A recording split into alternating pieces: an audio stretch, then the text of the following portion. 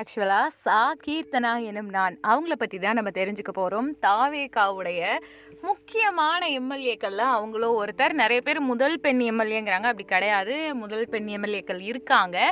And இவங்கள பத்தி சொல்லணும்னா விருதுநகர் தான் தாயகம்.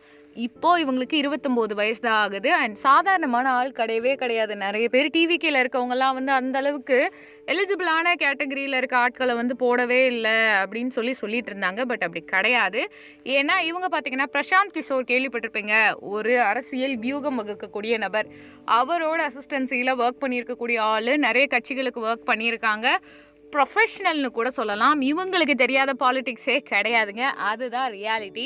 அண்ட் இன்னொரு விஷயம், கீர்த்தனாவை பற்றி பேசணும் அப்படின்னா அவங்க ரொம்ப நல்லாவே படிச்சிருக்காங்க. இந்த மேரேஜ் ஆகலை, எப்படியாவது எஃபெக்டிவாக அரசியலில் ஏதாவது ஒரு விஷயம் பண்ணணும்னு வந்திருக்கக்கூடிய ஆள். நல்ல படித்த பட்டதாரி. அதையும் தாண்டி சொல்லணும்னா இவங்களுடைய நாலேஜ் எல்லாமே வரக்கூடிய நெக்ஸ்ட் ஜென்ரேஷனுக்கு கடத்தப்படும்ன்ற லெவலுக்கு நிறைய பேர் பேசிகிட்டு இருக்காங்க. கீர்த்தனாவை பொறுத்த வரைக்கும் டிவிகே முன்னாடி நிற்கும் போது அது ஜெயிக்குமா ஜெயிக்காதா எல்லாருமே கலாய்ச்சது. கருத்து கணிப்பை வச்சு அவங்கள கலாய்க்காத ஆட்களே கிடையாது. பட் அப்படிலாம் கிடையாது. அது நல்லா தான் இருக்குன்றதுக்கு ப்ரூஃபாக நிறைய விஷயங்கள் நம்ம கண்ணு முன்னாடி நடந்தது. அதில் கீர்த்தனா அவர்களை சூஸ் பண்ணது. ஏன்னா அவங்களுக்கு அரசியல் நார்மல் கிடையாது. தண்ணி வட்டப்பாடுன்ற மாதிரி தான். அரசியல் வியூகங்கள் வகுக்கிறதுலேருந்து ஆரம்பித்து அரசியல் முடிவுகள் எடுக்கிறதுலேருந்து ப்ராப்பரான ஒரு ஆள்.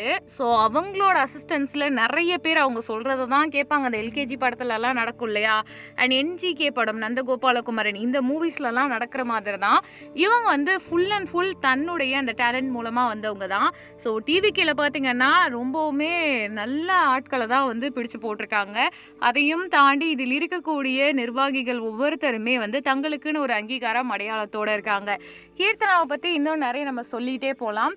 விருதுநகர் அவங்க சொந்த ஊராக இருந்தாலும் படிப்பு அப்படின்னும் பொழுது 2 டிகிரி வாங்கியிருக்காங்க. இளங்கலையில் கணிதம், முதுகலையில் புள்ளியியல், 2லையுமே டிகிரி வாங்கியிருக்காங்க. அதை விட முக்கியமான விஷயம், கீர்த்தனா சிவகாசி தொகுதியில் வெற்றி பெற்ற ஒரு ஆள். தமிழ், இங்கிலீஷ், ஹிந்தின்னு 3 லாங்குவேஜும் ஃப்ளூயண்ட்டாக பேசக்கூடிய ஒரு நபர். ஸோ இவங்களை ஃபுல்லாக பார்த்தீங்கன்னா எம்பி, எம்எல்ஏ அப்படின்றத தாண்டி இவங்களுக்கு நிறையவே இந்த கேப்பபிலிட்டி இருக்குன்னே சொல்லலாம். அண்ட் ஒரு பொண்ணு வயசு கம்மியாக இருக்காங்க, அதனால அழகாக இருக்காங்க இப்படின்ற ரீசனை தாண்டி இவங்க திறமையான நபர், புத்திசாலி, ஒரு வியூகத்தை வகுக்கிறது, சரியான நேரத்தில் சரியான முடிவுகளை எடுக்கிறது, இப்படிலாம் நிறைய ஸ்கில் அவங்களுக்கு இருக்கும். ஏன்னா அவங்களுடைய ஒர்க் அப்படி.